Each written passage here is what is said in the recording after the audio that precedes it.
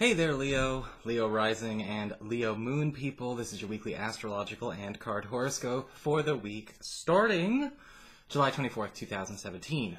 And a quick reminder out there, if you are watching this and you're in the Eastern Hemisphere, okay, if you're out there and it's already the next day, remember, astrology doesn't really care about Gregorian calendars, so it's important to adjust it for your time zone. I mean, I'm on the West Coast, United States and Canada, so that's going to be where I'm getting my measurements from. So if it's already tomorrow, it still applies, it's just going to be a day ahead. I want to do that because a lot of people have been asking me, people have been getting kind of confused. No, astrology, the planets don't care about human calendars. They never did.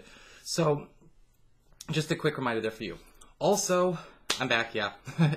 And I also wanted to make a mention for those of you who are a part of the Tarot Home Study course, those of you who downloaded and purchased it, or those of you who are thinking of downloading and purchasing it, be sure to check back on the Dropbox that you got the links to later on this week. I'm going to be throwing up some more spreads and things like that. So I think I'm going to keep adding to it, and you're going to keep getting access to it. So it's almost like having an educational membership that you only had to pay once for, which is pretty dang cool. So if you want to sign up for that and get on it, that would be a way to go. And who knows, maybe even some more videos building onto that. So thank you so much for all your support, everybody. And of course, you can do that at my website, integrativemysticism.com. It's the same place you'd go to get a session with me. So, what is going on with the astrology this week anyway? So on Monday, we've got Venus, planet of harmony and love and all of those things, forming an opposition to Saturn, which is now in your 5th house of love and romance, and Saturn is retrograde. And there seems to be kind of a feeling of buyer's remorse with this energy, is what I'm picking up on. And this is happening between, your social life and your romantic life. And there may be something going on this week where you're going to have to kind of almost choose between having your cake and eating it too, and having, say, a lover and a friend in the same space whenever, etc., etc., or keeping them separate and still having both of them, okay?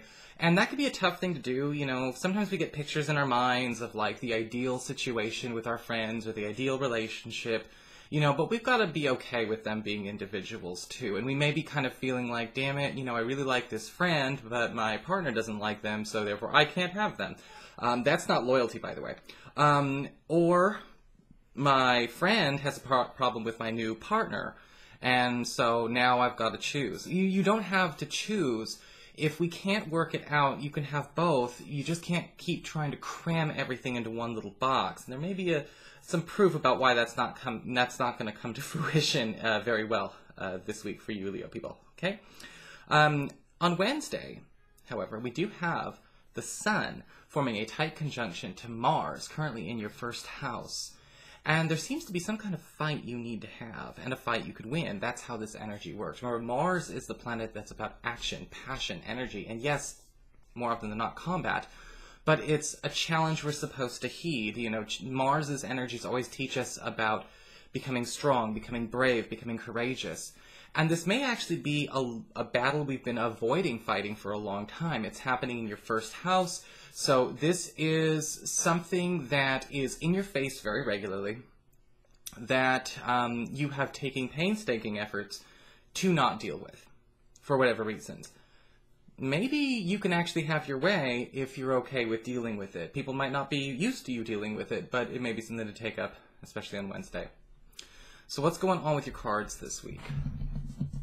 All right. For your spiritual advice, we do have the card of the Air Dragon. Remember, we're using the Druid Animal Oracle. And the Air Dragon does talk about a need to pay attention to, I guess you could say, facts over feelings this week. A need to pay attention to, again, the logic, the information, and the left brain. When we think about ideas, classical spiritual ideas of what's masculine, what's feminine, air is considered a masculine quality. It's not the in-your-face, alpha male kind of, energy that you would, kind of see more publicized.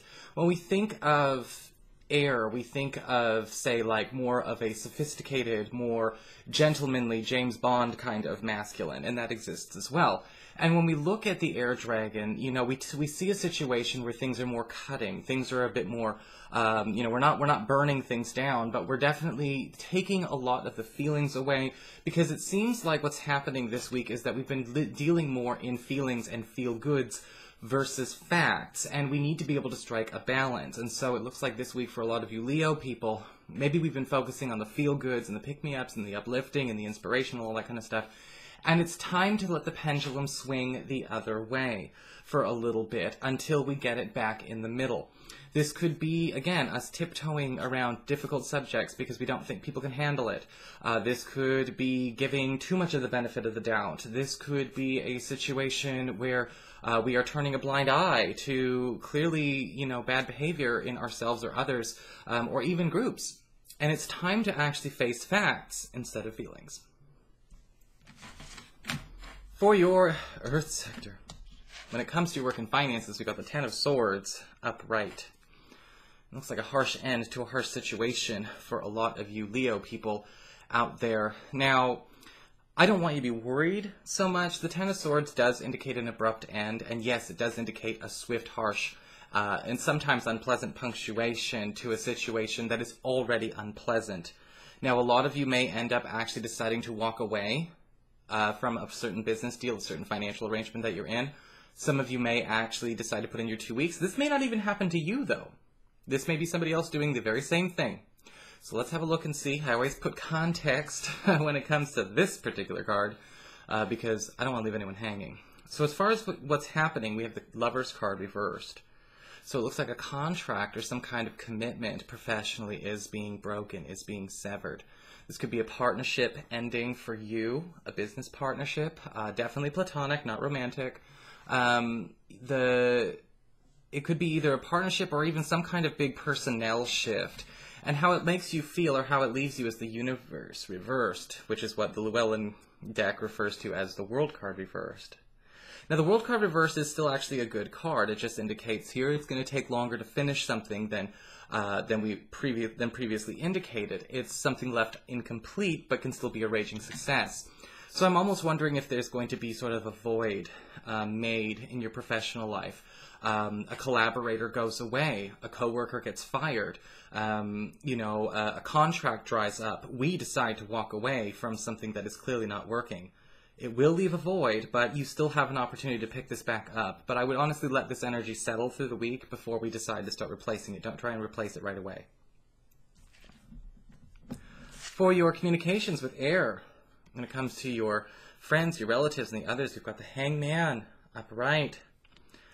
And it looks like you're being put in a bit of a bind this week by a friend who is kind of making a bit of a power move. Normally I don't pick up such an intense energy from this card, but I am for some reason this week.